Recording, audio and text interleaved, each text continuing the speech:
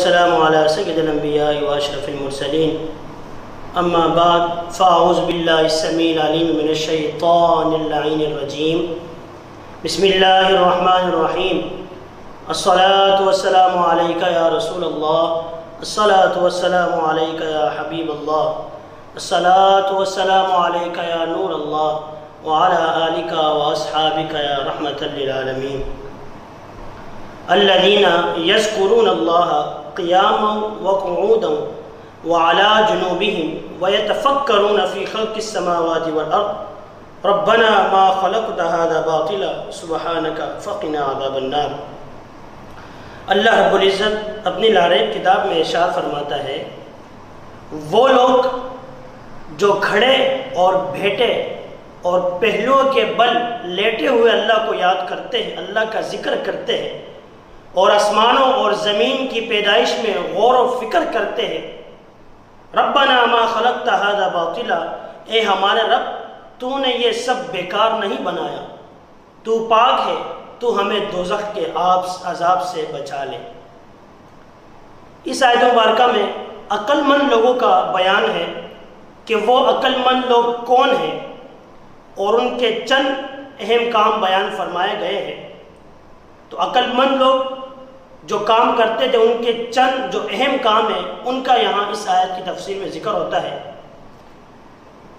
Number 1 فرماتے ہیں کہ عقل مند لوگ کھڑے اور بیٹھے اور بستروں پر لیٹے ہر حال میں اللہ کا ذکر کرتے ہیں، مولا کریم کی یاد ہر وقت ان کے دلوں پر چھائی رہتی ہے، یہ عقل مند لوگوں کی نشانی ہے۔ اگر وہ لیٹے ہوئے ہیں بستر پر تب بھی وہ لیٹے لیٹے پہلوؤں کے بل ذکر کرتے ہیں، اگر وہ کھڑے ہیں تو کھڑے رہ کر بھی اللہ کا ذکر کرتے ہیں، اور اگر وہ بیٹھے ہوئے ہیں تو بیٹھے بھی اللہ کا ذکر کرتے ہیں۔ یہ عقل مند لوگوں کی نشانیاں اس آیت کریمہ کی تفسیر میں علماء کرام نے بتائی۔ تو عقل مند وہی ہوتا ہے جو ہر وقت، ہر لمحہ، ہر گھڑی، ہر سیکنڈ، ہر منٹ اپنے رب کو یاد کرے اور اسی کا ذکر کرتے رہے۔ تو یہ ایک نشانی اور ایک اہم کام بتایا۔ دوسرا کام فرماتے ہیں عقل مند لوگ کائنات میں غور و فکر کرتے ہیں کہ اللہ رب العزت نے یہ چیز بنائی تو کیسے بنائی، کیوں بنائی، کس لیے بنائی، غور و فکر کرتے ہیں۔ آسمانوں اور زمین کی پیدائش اور کائنات کے دیگر عجائبات پر غور و فکر کرتے ہیں، اور ان کا مقصد اللہ تبارک و تعالیٰ کی عظمت اور قدرت کا زیادہ سے زیادہ علم حاصل کرنا ہوتا ہے۔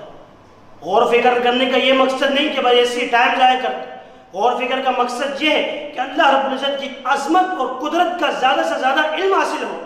اس لیے غور و فکر کرتے ہیں کہ اللہ رب العزت نے اتنی خوبصورت چیز بنائی تو اس کا بنانے والا کیسا ہوگا، اللہ رب العزت نے آسمان اتنا پیارا سجا دیا تو اس کا بنانے والا کیسا ہوگا، اللہ تعالیٰ نے زمین جو ہے ہمارے لیے بچھونا بنا دی تو اس کا بنانے والا کیسا ہوگا۔ تو اللہ رب العزت کی یاد میں جو ہے ہر وقت جو ہے ہر لمحہ ہر گھڑی جو ہے ان کی یاد میں، اللہ کی یاد میں جو ہے گزارتے ہیں۔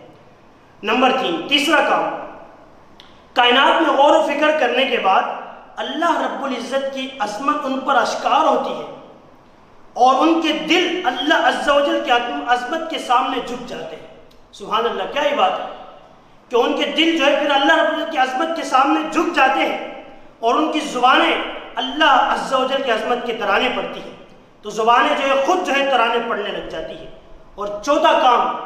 بتایا کہ اللہ رب العزت کی بارگاہ میں دوزخ کے عذاب سے پناہ مانگتے ہیں، ہر وقت جو ہے ذکر کر کے اور اللہ رب العزت کی بارگاہ میں دعا کرتے ہیں کہ یا اللہ ہمیں دوزخ کی آگ سے بچا، یعنی دل میں اللہ کا خوف بھی ہوتا ہے، اللہ کا ذکر کرتے ہیں، بیٹھے ہوئے ذکر کرتے ہیں، کھڑے ہوئے ذکر کرتے ہیں، لیکن دل میں یہ خوف بھی ہوتا ہے کہ یا اللہ ہمیں دوزخ کی آگ سے بچا، ربنا ما خلقت هذا باطلا سبحانک فقنا عذاب النار، فرماتے ہیں کہ یا اللہ ہمیں دوزخ کی عذاب سے بچا۔ تو مذکورہ بالا تمام چیزیں کامل الایمان لوگوں کے اوصاف ہیں، جن کا ایمان جو ہے کامل ہوتا ہے، یہ نشانیاں، یہ اوصاف ان لوگوں کے لیے، تو ان کو حاصل کرنے کی کوشش ہر بندے کو کرنی چاہیے کہ ہم بھی جو ہے کامل ایمان بنیں۔ آج کل مسلمان تو ہیں ہم، لیکن مسلمان جو ہے کامل نہیں۔ آج کل ہم نماز تو پڑھتے ہیں لیکن لوگوں کو دکھانے کے لیے پڑھتے ہیں، ہمارے دلوں میں یہ نیت ہوتی ہے کہ لوگ ہمیں نمازی کریں، تو یہ نیت نہیں ہونی چاہیے۔ ہم نماز پڑھیں تو صرف اللہ کی رضا کے لیے پڑھیں، اللہ کی رضا کے لیے پڑھیں، ہر چیز صرف اور صرف اللہ کی رضا کے لیے کریں، تب ہمارے اندر یہ صفات پائی جائے گی۔ تو ہمیں بھی کوشش کرنی چاہیے۔ آگے فرمایا کہ ہمارے اسلاف اللہ عز و جل کی یاد میں بہت رغبت رکھتے تھے۔ فرماتے ہیں کہ حضرت سری سکتی رحمۃ اللہ تعالیٰ علیہ فرماتے ہیں میں نے حضرت جرجانی رحمۃ اللہ تعالیٰ علیہ کے پاس جو ہے ستو دیکھے جس سے وہ بھوک مٹا لیتے، ستو سے جو ہے وہ بھوک مٹا لیتے۔ میں نے کہا آپ کھانا اور دوسری اشیاء کیوں نہیں کھاتے؟ تو آپ رحمۃ اللہ تعالیٰ علیہ نے فرمایا میں نے چبانے اور یہ ستو کھا کر گزارا کرنے میں 90 تسبیحات کا فرق پایا ہے۔ اگر میں کھانا کھانے لگوں، روٹی کھانے لگوں تو یہ 90 تسبیحات مجھ سے چھوٹ جائیں گے، اس لیے میں نے یہ ستو اس لیے پیتا ہوں تاکہ وہ 90 تسبیحات جو ہے میں پڑھتا رہوں۔ میں نے اس طرح فرق پایا ہے، تو لہٰذا 40 سال سے میں نے روٹی نہیں چبائی تاکہ ان تسبیحات کا وقت ضائع نہ ہو۔ تو کتنے بہترین لوگ جو ہے ہمیں درس دے کے چلے گئے، لیکن افسوس کی بات ہے آج کل ہم کھانے کے لیے تو ہر چیز کرتے ہیں لیکن نماز کے لیے نہیں آتے۔ آج کل ہم کھانے پینے کے لیے ہر چیز کرتے ہیں لیکن دوسروں کو بھی تکلیف دیتے ہیں۔ تو ہمارے ہاتھ سے وہ بندہ اگر بچا رہے تو ہم کامل الایمان ہیں، اگر ہمارے ہاتھ سے اگر کوئی مسلمان بندہ محفوظ نہیں تو ہم کامل الایمان نہیں ہیں۔ اس لیے فرمایا کہ وقت ضائع نہیں کرو، اگر میں روٹی چباؤں گا تو میرا وقت ضائع ہوگا اور تسبیحات میں نہیں پڑھ سکوں گا۔ تو اتنے بہترین لوگ اللہ کے ہاں گزر کے گئے۔